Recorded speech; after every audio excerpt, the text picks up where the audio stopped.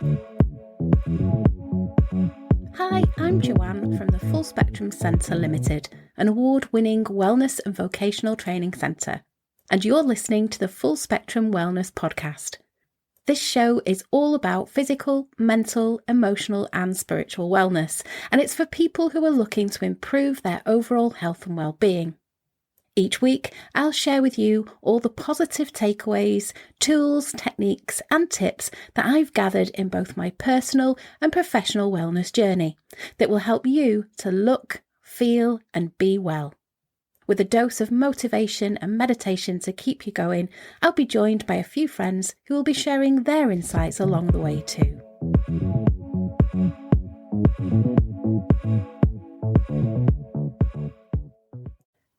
Welcome to episode 37 of our Full Spectrum Wellness podcast. I'm so happy and excited to be back here with you for our 37th episode. Today we have a heartwarming episode that's very close to my own heart, because today we're talking about the incredible health and wellness benefits of spending time with dogs. If you love dogs as much as I do, or you're thinking about bringing a furry friend into your life for wellness reasons, this episode is absolutely for you. We will be talking about our awesome four-legged friends and how they contribute to our overall general health and well-being.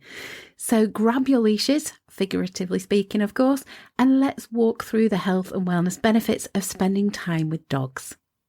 Let's dive right in. The first benefit, and this is huge, is emotional support. Anyone who has a dog knows they're not just pets, they're family, but they're also emotional anchors. When you come home after a stressful day, having a wagging tail and enthusiastic barks really does lift your spirits instantly.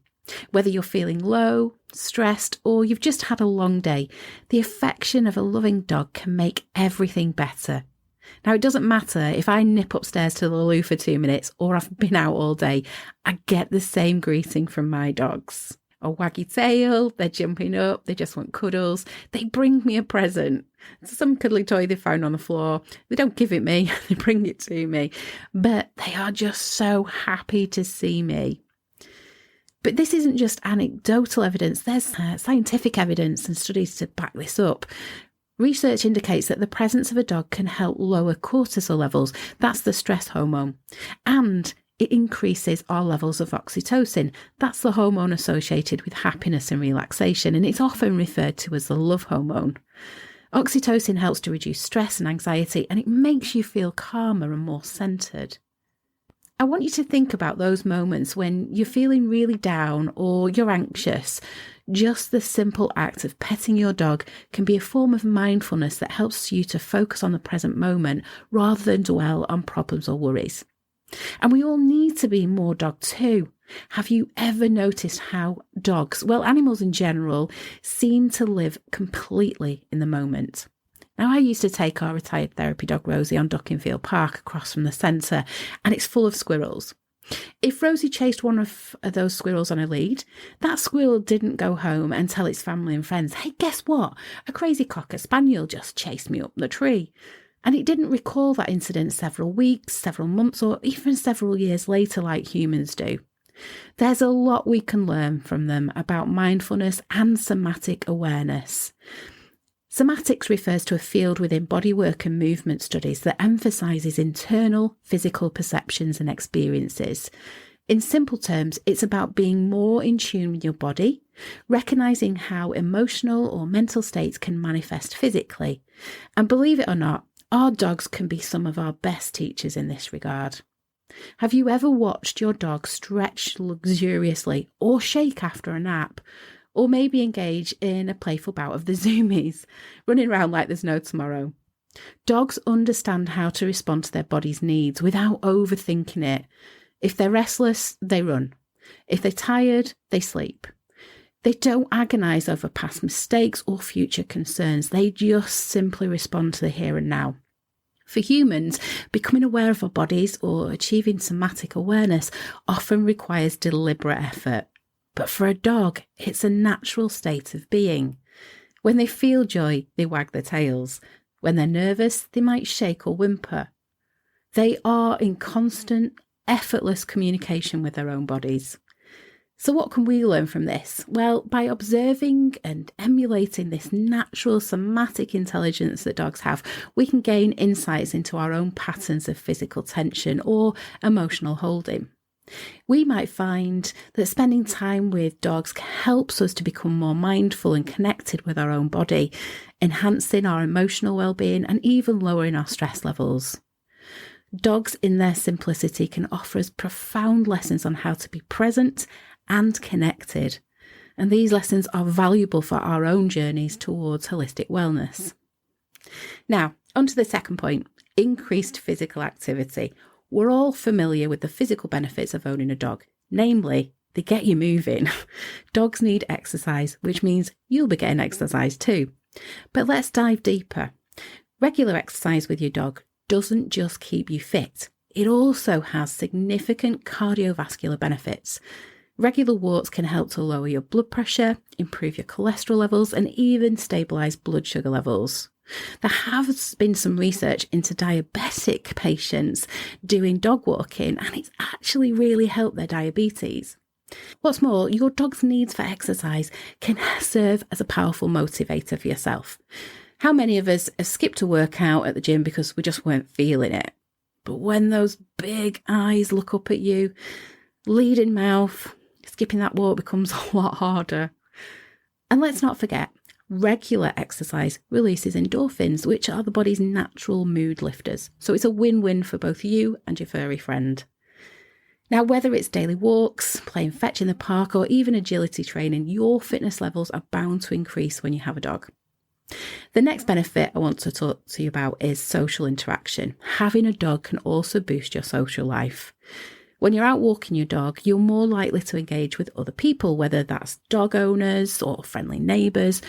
Dogs are natural icebreakers, and these interactions can add a social component to your life, enriching it in unexpected ways. And its benefit isn't just momentary. These social interactions can lead to meaningful relationships and a sense of community, which are all vital elements for our mental and emotional health. If all of this is making you consider adopting a dog for wellness reasons, that's fantastic. But there are some things that you need to consider. First of all, size matters. So consider your living situation. Do you have enough space for the breed that you're interested in? Make sure your home can comfortably accommodate the dog that you want. Secondly, look at activity levels. Different dogs have different energy levels. My Cocker Spaniels are like Duracell batteries. They never run out. Other brands of batteries are available, by the way. But they just keep going and going and going. They need lots of exercise. So does the Labradoodle. So make sure that the choice of breed that you want fits your lifestyle.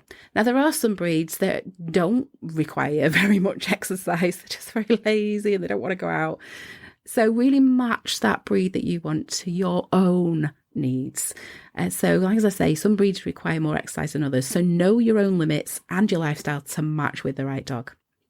Thirdly, allergies. Make sure that no one in your household is allergic to dogs, and consult your GP or your healthcare provider to rule out any allergies or potential health issues that could arise. It's too late once the dog is in your home.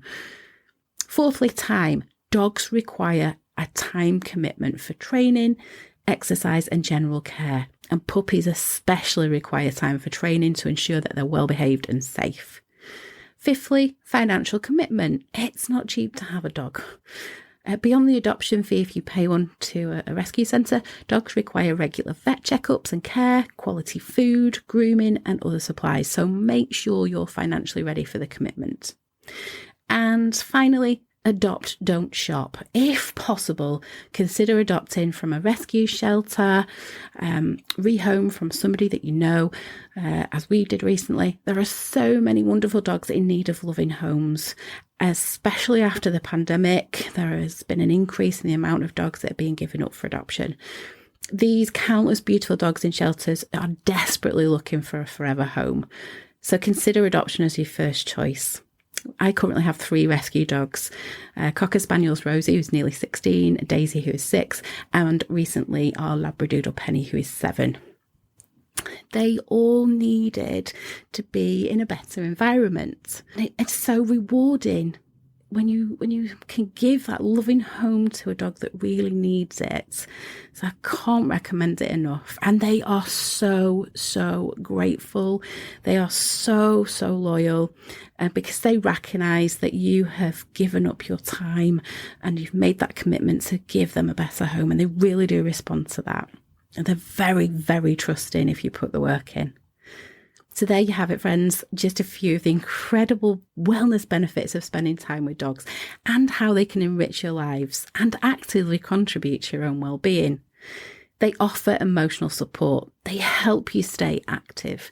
They encourage more physical activity and give you opportunities for social interaction, and they can even help build a community around us. If you're considering adding a dog to your family, I couldn't be more thrilled for you.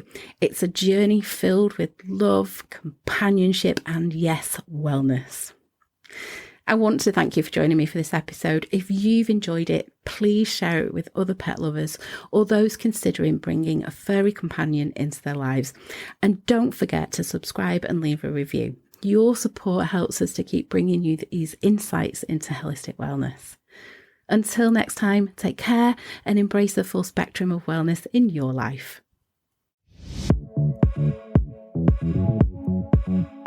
Thanks for listening to this week's episode. I hope you found the discussion and the tips covered really helpful.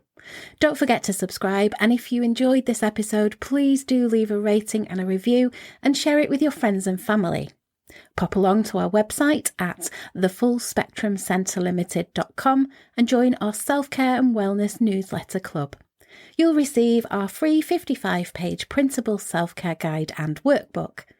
Well, that's all for this episode, but I really look forward to seeing you next week. Take care and bye for now.